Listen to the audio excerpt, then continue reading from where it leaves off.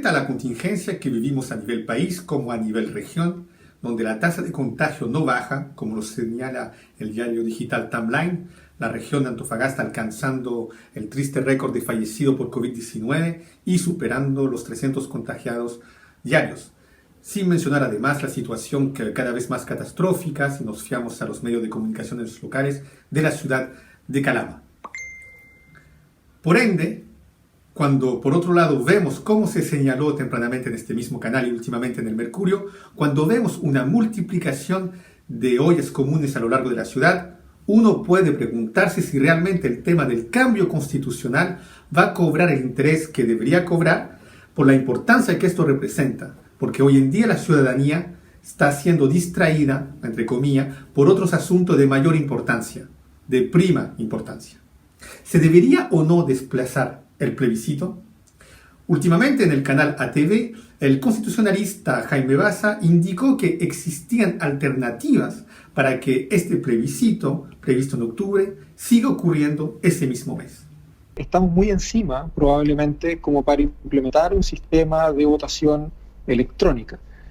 Yo creo que, dado el tiempo que tenemos, que igual son 3 o 4 meses de aquí a octubre, hay margen suficiente, por ejemplo, para pensar en implementar el plebiscito no solamente en un día, sino que, por ejemplo, en 2 o en 3 días distintos.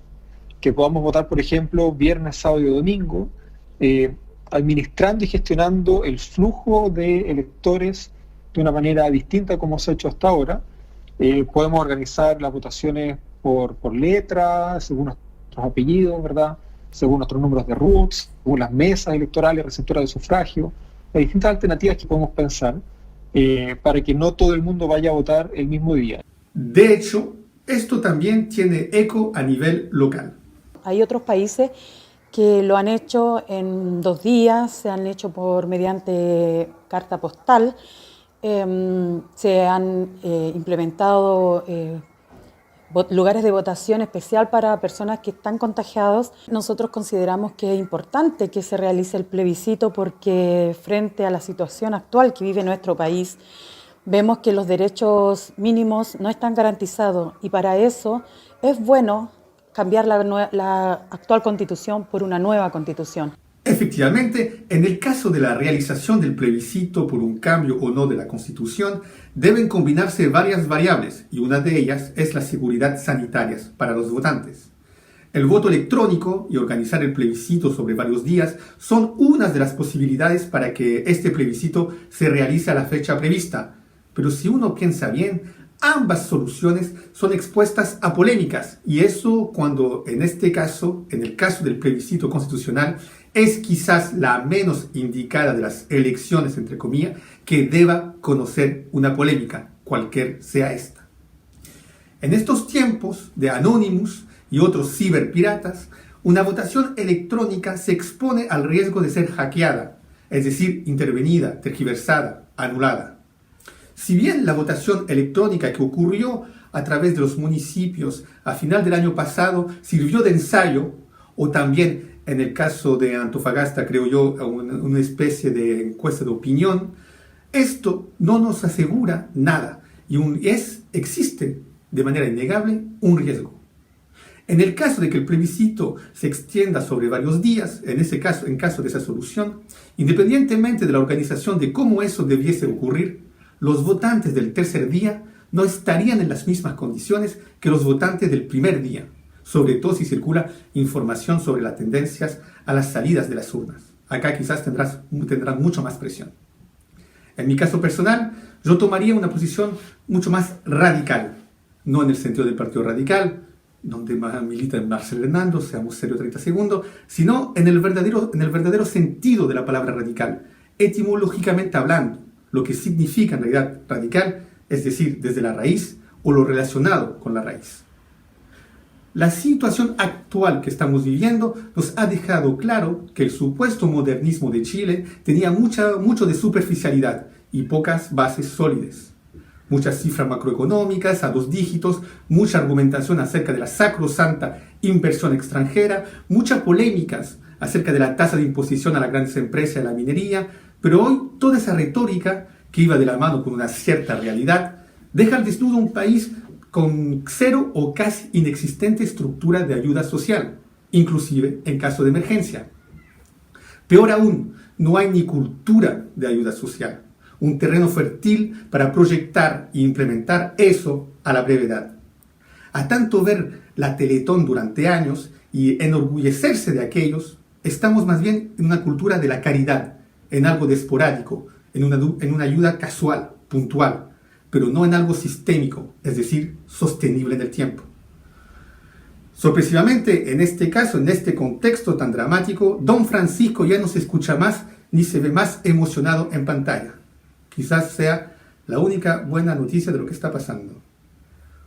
Cuando se habla del contexto económico en el cual se está realizando el proceso constitucional actualmente, quisiera recordar que al final de los 70 e inicios de los 80, la situación de Chile era muy caótica y sufría de vez en cuando feroces recesiones. José Piñera, entonces ministro de Trabajo y Previsión Social entre diciembre de 78 y diciembre de 1981, hermano del presidente actual relacionado con la implementación de las AFP en nuestro país, creó en aquella época el Plan Laboral, que fue finalizado en diciembre de 1988, cuando se consideró que apenas ahí, en ese momento, la economía del país estaba normalizada y suficientemente sólida. Va a ser, por ende, la democracia que va a aprovechar la estructura dejada a la salida de la dictadura. Más de 30 años después, podemos ver que muy poco ha sido fortalecido a nivel social esta democracia. Por algo surgen de nuevo las ollas comunes, lo mismo que sucedía en los años 80, cuando una misma bolsa de té hacía milagros, o cuando la gente se acostaba temprano o se despertaba muy tarde para evitar de sentir la hambre. Regreso al futuro, se podría decir de algún modo. En el marco del plan laboral se implementarán en Chile el programa de empleo mínimo, el llamado PEM, y el programa ocupacional de jefes de hogar, el POJ, que fueron programas de empleos municipales. Tenían como fin el objetivo de ayudar a las familias más necesitadas, dando trabajo a los desempleados debido a la crisis económica por la cual atravesaba el país. Los principales trabajos a los cuales se abocaban los beneficiados eran tareas como limpiezas de plaza, pintado de muro, entre otros. Muchos también dicen que por ese medio también se reclutaban a gente de la CNI en los barrios, los llamados en lenguaje popular sapos, esos infiltrados dentro de los movimientos obreros y estudiantiles que debían informar de las actividades llamadas subversivas. En ese contexto económico y social, ese no impidió la realización de un plebiscito y la implementación de una nueva constitución. Por ende, una oposición a la realización del plebiscito por esas razones económico-social se cae por sí sola. Y por eso también yo quisiera aquí hablar de radicalidad, y me explico. Si este contexto nos demuestra que los tan alabados avances no fueron tanto al fin y al cabo en el país, que esta modernidad en Chile tan reivindicada no es al fin y al cabo en realidad lo descrito, quizás hay que regresar a los puntos fundamentales, a los fundamentos para poder realizar un cambio.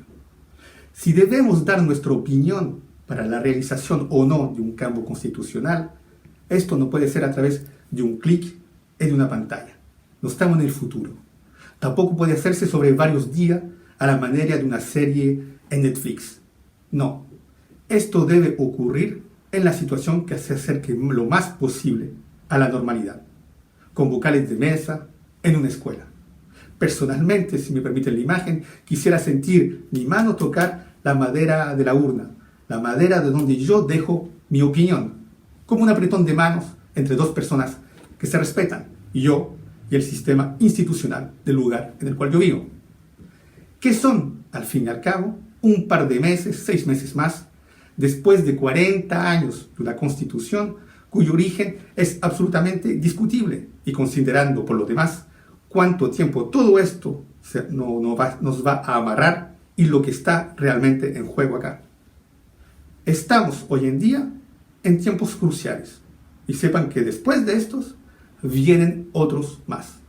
No estoy tan convencido yo que esto sea una tan mala noticia.